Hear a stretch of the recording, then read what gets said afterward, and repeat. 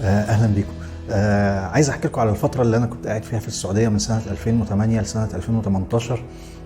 الفتره دي الواحد اتعلم فيها حاجات كتير قوي فيما يخص يعني اسنان الاطفال. السعوديه عندها النظام الصحي يعني صارم جدا ودقيق ومنظم، ومش ماشي عشوائي، وعلى طول بيبقى فيه تفتيشات، والتفتيشات بتاعت وزارة الصحة دي بتيجي تبص على كل حاجة في العيادة وفي المستشفى اللي احنا كنا شغالين فيها، بما في ذلك يعني ايه تاريخ صلاحية الأدوية والمستهلكات اللي بتبقى جوه الدرج، وايه اللي متغلف وايه اللي مش متغلف وايه اللي متعقم وحاجات زي كده. فكان في يعني رقابة شديدة. يعني انا فاكر ان مره سنه 2014 يعني كان قبل الكورونا بفتره كبيره يعني خدنا تعليق قبل كده عشان في دكتور كان بيتكلم مع مريض جوه العياده من غير ما يكون لابس الماسك. يعني تخيلوا ده كان سنه 2014. مثلا لما جيت ماشي سنة 2018 دي ادوني لوج بوك من غير ما انا مطلوب، ما تسجل فيه الحالات بتاعت التخدير الكلي اللي انا عملتها. كانوا اكتر من 1200 حالة تخدير كلي، كلهم متوثقين ومختومين بختم وزارة الصحة، من غير ما انا مطلوب منهم البيان دوت او اللوج بوك ده، من كتر ما هو وعاملينه ايه على 70 صفحه، يعني كل حاله الاسم ودخلت الساعه كام وخرجت الساعه كام واتعمل فيها ايه وهكذا.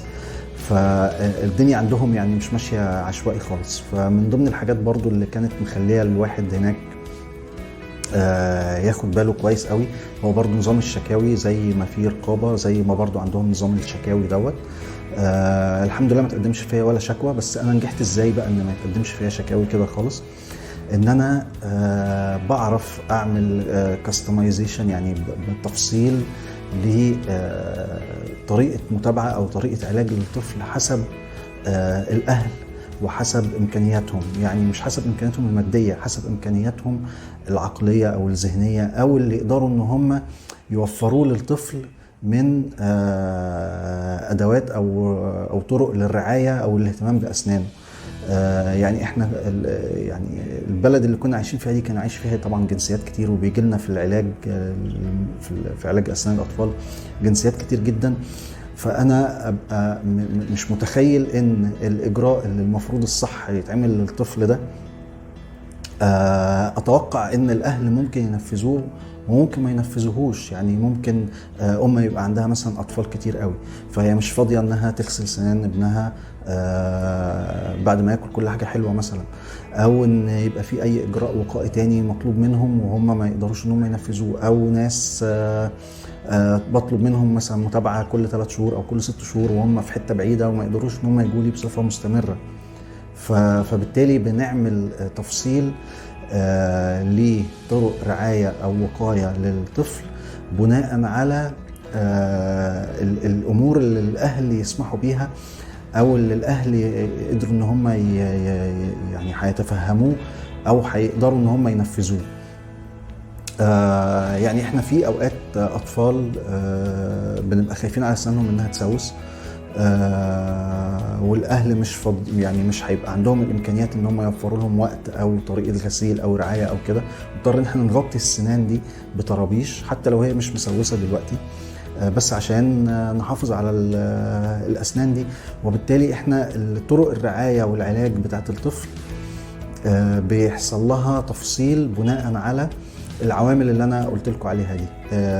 درجه استيعاب الطفل للكلام اللي انا بقوله، درجه استيعابهم لطرق الوقايه اللي انا بقولها، هيقدروا ينفذوها ولا مش هيقدروا ينفذوها، عندهم الامكانيات الوقت او النشاط او القدره في ان هم تنفيذ طريقه الوقايه دي ولا لا. وبناء عليه نبتدي نفكر هنعالج اسنان الطفل دي ازاي بحيث ان هو ما يتألمش او ما يحصلوش مشكله. دي من الحاجات اللي ساعدتني جدا ان انا اتعلمتها وانا موجود في السعوديه، وبطبقها طبعا هنا في مصر بصفه بطريقه واسعه يعني. ولذلك برجع وبقول ان ما فيش حاجه اسمها اجراء واحد ينفع لكل الاطفال. يعني احنا لما بعد كده رجعت من السعوديه وسافرت دبي وتعلمت الليزر ودخلت خدمه العلاج بالليزر عندي في العياده، كان في حالات كنا بنقول انها محتاجه علاج عصب ولازم تتعمل علاج عصب، طب بالليزر قدرنا ان احنا ما نخليهاش توصل لعلاج العصب، وبقينا نشيل التسوس قبل ما يوصل للعصب اصلا. فبالتالي احنا بقينا يعني نشوف الامكانيات اللي في ايدينا ايه، ونشوف امكانيات الاهل ايه، ومدى استيعابهم ومدى تعاونهم مع الدكتور، وبالتالي نفصل طرق علاج ووقايه مخصوصه لكل طفل بس.